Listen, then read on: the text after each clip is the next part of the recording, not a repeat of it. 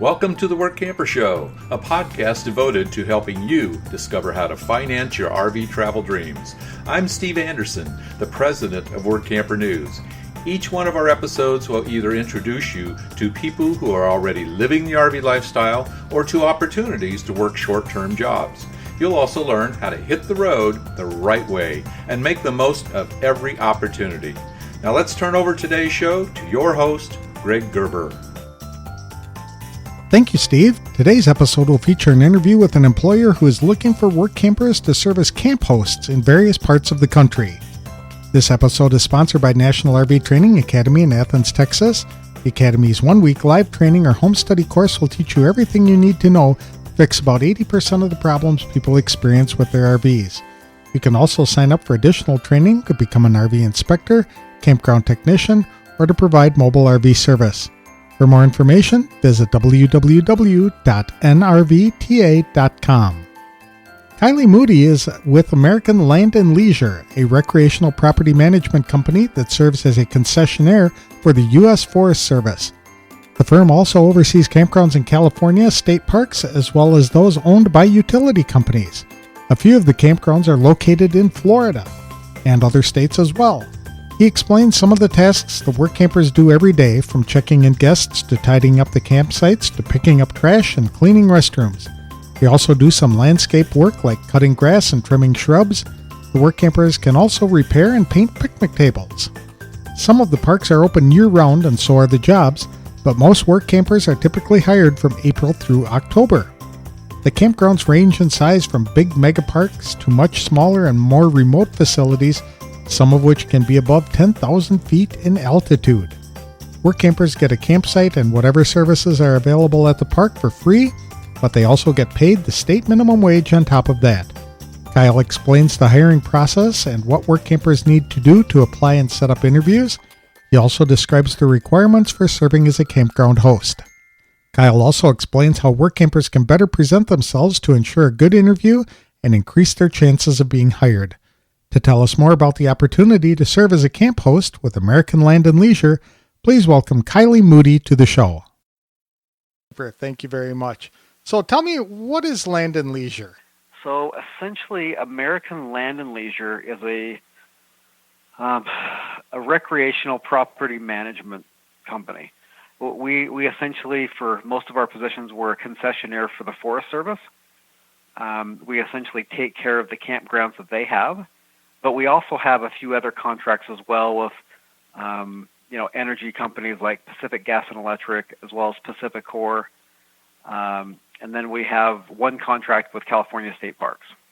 Okay. And so all of those are just to take care of their properties, which are campgrounds located in those areas. Campgrounds, day use areas, boat launches, that kind of a thing.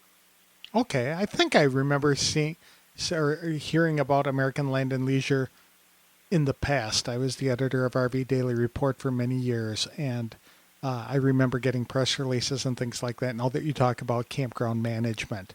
So you folks hire work campers to come in there and serve as camp hosts, is that it? They are the camp hosts. Okay. The work campers are the camp hosts? Correct. Yep, okay. And so the types of things that they do include checking guests in, cleaning sites? Yeah, lots of different things. But you're correct. Checking them in, they collect the fees associated with people coming in and out of the parks. They put out reservation placards to make sure the people are in the right spots. That makes campgrounds run smoothly when people have their spot they've reserved. Yeah, exactly.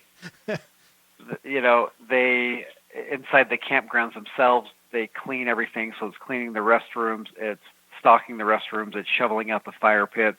It's picking up the garbage around the campgrounds. It's making sure they look nice. And then they also do minor maintenance. And every campground, as you know, is different. Some of them, have weeds that need to be, weed-eated. Some of them need to be mowed. Some places have shrubs that need to be trimmed back once or twice a year. Across the board, though, we paint about, a third to the half of the tables every year in the campground, so they look nice. Mm-hmm. It's maintaining the properties that we've been, that we've won a contract for, essentially. Okay. So that's what we're hiring for, is individuals who will help us do that. That you've been entrusted with to maintain and support and all that good stuff. That makes sense. Correct. And the typical work camper season, it sounds like some of these parks might be open year round, but is there a typical season? I would say the typical season is anywhere from about April, May is the ramp up time, and then it drops down in September, October. Okay. Are some of the parks open year round where you would hire work Yeah. campers? Okay. Very Yeah, good. we have California, Oregon, and Florida parks that are open year round. And are these paid positions or do they just get the site free? Well, they get the site free, any of the hookups that are available for free, and for everyone that's a little bit different. Some of our campgrounds are at 10,000 feet, and they don't have electricity up there, so some of them, only have water or sewer, and some of them don't even have that, unfortunately. But I would say about 50% have at least power. So whatever is available there, they get free, and then we pay the minimum wage for the hours that are worked. Okay. On top of that, and we're a little different than some companies. Some companies say, yeah, it's free, and then they take out part of that for the rent of the site, and we don't do that. We from hour one, people make money. Okay. It's how we do it. Free is free for us, basically. Free is free for you. Super. So it's minimum wage, and that's the federal minimum wage or state? No, It'd be no, the it's federal. state. The state minimum wage. Okay. So there is some disparities between the different states for sure right now. California's going up to 13 an hour, while Utah's still at 7.25. Yikes. It makes it rough, Mhm. but that's how we've had to bid on it. Is, hey, that's what the minimum wage is. That's what the fees are being charged, and if all of a sudden we start paying everyone in Utah 13 an hour, it's we wouldn't make any money at all. And we are a for-profit company, Right. but Okay. that's kind of the nature of it. Very good. And my understanding is that you are doing recruiting at RV events. Is that right? That's correct. And why do you do the recruiting there? I mean, how has it been successful? Yeah, the courtside event is the one that you were talking about before. Courtside itself, it seems like as an average, I hire about 35 to 40 positions. Last year was extraordinary. I hired about 50.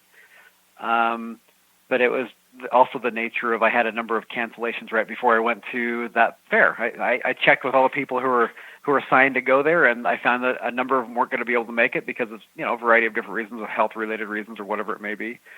And so we had some extra positions, and we were able to hire a few more people. The benefit for us is it's an area that is exactly the clientele that we want to hire. These are individuals who usually live full-time in their RVs. And those are the people who are usually looking for a place to stay for free during the summer and want to make a little bit of extra money on the side. And it's a perfect fit for us and for them. And that's why we're there. And at Quartzsite, they're all boondocking, so they don't need electricity or water, right? Yep, there's a lot of them that it can fill some of those harder to fill areas for sure. Okay. Now, do you do interviews right there on the spot, or do you just pass out information and schedule the interviews later? We do interviews on the spot. So usually that first weekend is insanely busy. It seems like last year on Saturday, I probably did 15 interviews myself. Wow. And then again on Sunday is about the same amount. And I have someone else so we have two tables doing interviews, and so they're doing the same amount of interviews as I am. And so we're pretty busy as far as that goes. Mm-hmm. Are you making hiring decisions right there on the spot, or do you notify people afterward? We hire people on the spot. Oh my, that makes it convenient. It's a conditional hire, that they can pass a background check, but okay. So is that standard now? Everybody gets a background check. Is that standard now that everybody gets a background check? With us, maybe not necessarily every company, but with us it is, because we put it as part of our contract with the Forest Service, is that we're going to have a background check done on all of our employees. Okay. And in ours, I believe, if I remember right, it states that we won't hire felons. Mm-hmm. As part of that agreement, because I mean, you got to think of the nature of what we're doing. We're at 9,500 feet, 10,000 feet sometimes. We're an hour and a half or 2 hours away from civilization. and we have a host there, and many times it can be a single female that's going to be there for a week where our host is, and maybe no other campers. Yes. And so we've got to absolutely be able to trust these individuals, not only with other people's lives, but also with and the government money, and and so it's and reputation and all that stuff, right? Oh yeah, we feel it's important that happens, and it isn't to say that felons are bad people. It's just they've made mistakes, and sometimes mistakes are indicative of future mistakes, and and so we want to limit that, for sure. Sure. So you'll offer a job because you know where the positions are open. They can select a campground and all that kind of stuff, and you can just fill them right there on the spot. Correct. So how we do it is we have a board that have all of our positions listed out. We have cards for each of our positions that state where it's located at, the elevation that it's located at, how many hours a week they're going to work, the amenities that they have, everything along those lines. And so they're able to look at this board and say, oh man, that could be a great fit. I've always wanted to go to West Virginia, or I've always wanted to go to Oregon. I can work with only water and sewer. I don't need the electricity. That many hours is perfect for us. And so they'll pull it off the board and set up an interview, and I'll interview them for this position. And if it's a fit, it's a fit. That's neat. And the nice thing about it is I can see them in person. I can see you can learn a lot about people from face-to-face meetings for sure. That's right. Where majority of my interviews that I do are over the phone, and there's a lot that I miss. Quite frankly, I think an in-person interview, there's a lot to be said about it. There's the body language and all that other kind of stuff. You're right. It helps you develop that rapport with the people that you're interviewing. Well, exactly. Not only that, but it's the look, right? It's we're representing the Forest Service. As an example that I can use on this, I was sitting across from a gal. It was 2 years ago, and she's got FUCK across her knuckles, tattooed. Right. And she's got something along sex or sexy or something along her other knuckles on the other side, and I'm going, oh gosh, right. And for me, and looking at her, she looked like she maintained herself, some different things, but there's obviously some background there. But I can't have guests in a national forest that are, seeing tattoos like that. It's representing our company. Exactly. And it creates a huge issue. I've had guys go in there that seem like great guys, but they literally have naked women tattooed on their arms. Mm-hmm. I'm like, this is a place where we're meeting with kids and families on a regular basis. Right. Right. Exactly. Like I said, there's something to be said about being face-to-face. So, Yep, if you hire them and they show up with the naked lady tattoos and the FUCK on the knuckles, the next thing you know, everybody's filing complaints about the type of people that are working there. So that makes perfect sense to me. Exactly. Mm-hmm. Before I get too far, what are the typical work hours for these positions? Oh gosh, this is so unusual. Is it? Okay, it depends upon the position. Sorry, I apologize. What were you saying? It depends upon the position. It does. So we have positions anywhere from 10 hours a week to 80 hours a week. And that's for a couple, right? And so we can have a campground with only 10 sites in it, just happens to be off the grid, small area, and it's a 10-hour-a-week position. And so we put them in, and it's very, very easy to maintain. And, people are doing a lot of other stuff throughout the summer, to say the least. But typically, our hours are very unusual because our busy times are on the weekend, the Thursday night through about Sunday morning. Those are when most of the people are there, and even then the people aren't working all the time. It's just that they're going to have more people coming to their camper and asking questions. And so it feels, and selling firewood and stuff like that, so it feels busier. Okay. But I don't know if you want to look at a typical day or, because it's like I said, it's an unusual situation.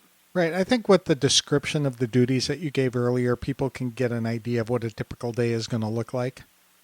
So pretty regularly, morning and night, you're busy because you're cleaning restrooms, or you're checking people in or answering questions at night. During the day, you are cleaning out sites if people are leaving. But the Monday through Thursday, it's a dead time that, during the day, people go out and they go fishing and they go hiking. They do a lot of different things because it isn't busy. Mm-hmm. Okay, so there's plenty of downtime for them. Yeah, there's a lot of, it depends on the park for sure, but there is a lot of downtime. Like my Washington sites, The way Pacific Core up in Washington does it is they have Monday through Thursday, it's free for people to get in. So those days it's still busy. They're going to still have people coming in and out of the parks. There's a lot of day use there, but they also have a lot more hours available as well. Okay, that makes sense. So it sounds like, based on what you were saying before, you prefer to do face-to-face interviews rather than phone interviews, and that's why the events are important? Would you say? Well, that isn't necessarily the only reason why it's important. It's also, being in front of those people who are interested in this, or it's a regular thing at these fairs that I have people come up to me and say, "Oh yeah, I'm really looking to do this in a year or two. Can you tell me about it? What is this all about?" And it's a pretty regular thing. And so in one of the quartzite fairs, I'll probably talk to 40 or 50 different couples that are looking to do it in the next couple of years. I believe Workamper tells their members that they should have a plan for 3 and 4 years out, just so that they can start looking at opportunities that are available. So that doesn't surprise me at all. Yeah, and so if we can talk to them about it early and they can be aware of our company early, it only helps us.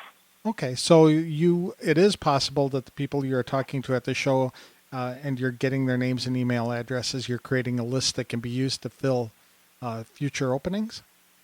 Yeah, that's the other side of it. Is I haven't got into that yet, but I've got one of those accordion folders that I have with me that have all applications that have been put in, sometimes business cards, whatever it may be, of a lot of information of, people that maybe we didn't have the right position for them right there, or, there's a variety of different reasons for this, but I regularly call on that list when I get back. Okay, that makes sense.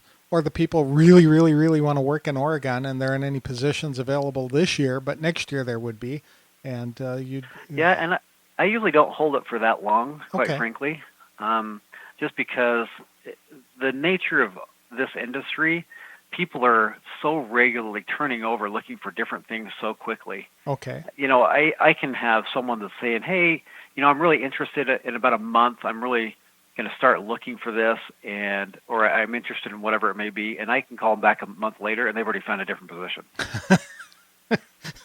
And it's just the nature of it. That's the challenge, right? There's so many open positions, especially during the summer months, that I could walk around the Quartzite Fair and I could probably get 6 different jobs, within an hour or two. Wow. There are a lot of people out there recruiting work campers at Quartzite? Oh yeah. There's a lot of different companies that are there. I might have to drive out there. I'm in Phoenix right now, and it's only an hour and a half away. But it's the unique thing, and the one thing I'm going to warn you about is leave your pocketbook at home. Except for to eat. There's so many things there. It's crazy. Like every year, I go out and I bring hundreds of dollars back of stuff for my kids and my family because there's so many unique vendors there. I've been there, but it's been a number of years. But you're right. Yeah, you walk by all the games and cool things for the kiddies. Yes. It's crazy. The different things that are there, because it's just at the end of the rock and mineral show. Right. And so a lot of those vendors are still there. And it's, some pretty amazing stuff that's there. What percentage of staff do you usually hire from in-person interviews or at events? I would say I'm probably about 10% that I hire there. Oh, the rest is done online? Say again? The rest is done online? Well, it's all over the phone. Over the phone, okay. But or it's rehires from last year, people that we're bringing back. We probably bring about 50% of our employees back. Wow, that's incredible retention. Yeah, you should be proud of that. Yeah. Well, we try to treat people pretty well. Is there any advice that you would give to work campers who attend RV shows looking for jobs when they're there? Things they should be bringing or wearing?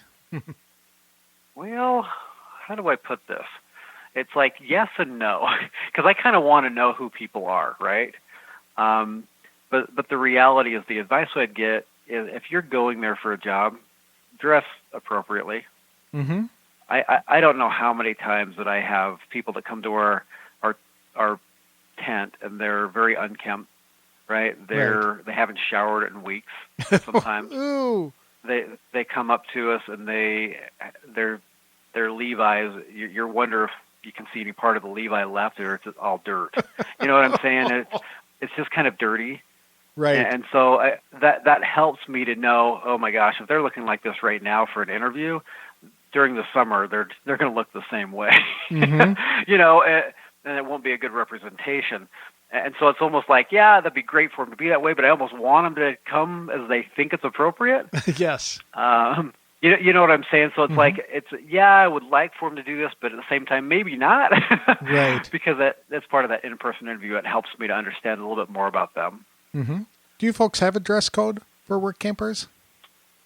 Well, we have a uniform that we give people. Oh, you do? So we Okay. have a variety of different shirts that we give them, as well as hats. The only thing is they produce the bottom half, so, you know, shorts or Levi's or whatever, and, you know, that we want them in shoes. We had a workers' comp claim this year because a lady was walking around the campground in bare feet. In bare feet? That's crazy. Yeah. Oh, tell me about it. Mm-hmm. I saw it and just rolled my eyes and said, "Are you kidding me? You're in the middle of the forest. Come on!" Right. Yes. And of course, she cut her foot. You know, it's Right. Right. Or burn your foot. You know, you're cleaning out a campfire and it isn't fully extinguished and you drop hot coals on your feet. Yeah. Oh, anyway. Right. So, you know, they have to dress appropriate to, you know, be in a wilderness setting, but we do provide the top half of the uniform. Okay. Two more questions. What number of properties do you have there you're looking for work campers? Do you have an idea or ballpark figure? How many I'm currently looking for? Yes. I have about 100 positions that I'm hiring right now. Wow. And how many work campers would you say that you hire for an entire season? Or in a typical year, let's just say. Well, we have 400 plus campgrounds. So, you know, there's a few that we have for sure. Oh, yeah. Wow. On our ramp up, we go up to about 700 people from about 100. Wow. So it's a pretty good ramp up, right? So there's a few people there. So before I tell you the numbers, then you're like, what? now you understand that it isn't tiny, but we probably hire around 500 people a year. Wow, that's impressive. Are you in charge of the work campers? Is that what you do? I do. I'm the human resource manager and recruiter, so both. So you have to hire 500 people a year. Do you sleep? I do. Do you have time to see on your occasion? Kids? Yeah, on occasion.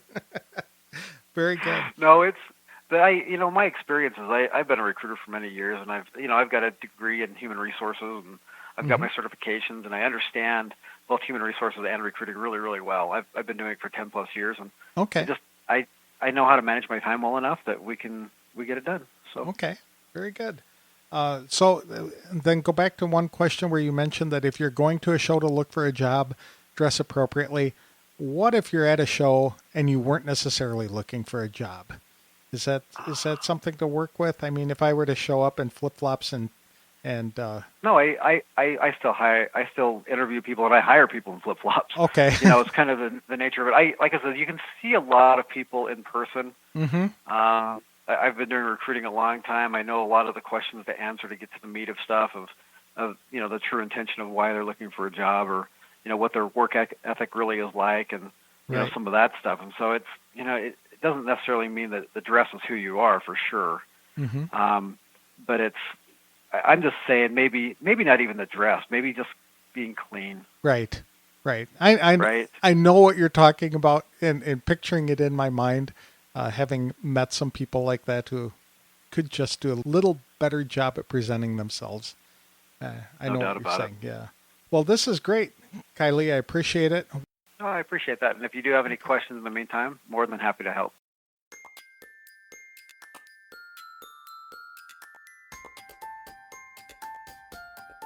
This sounds like a great opportunity for just about everyone.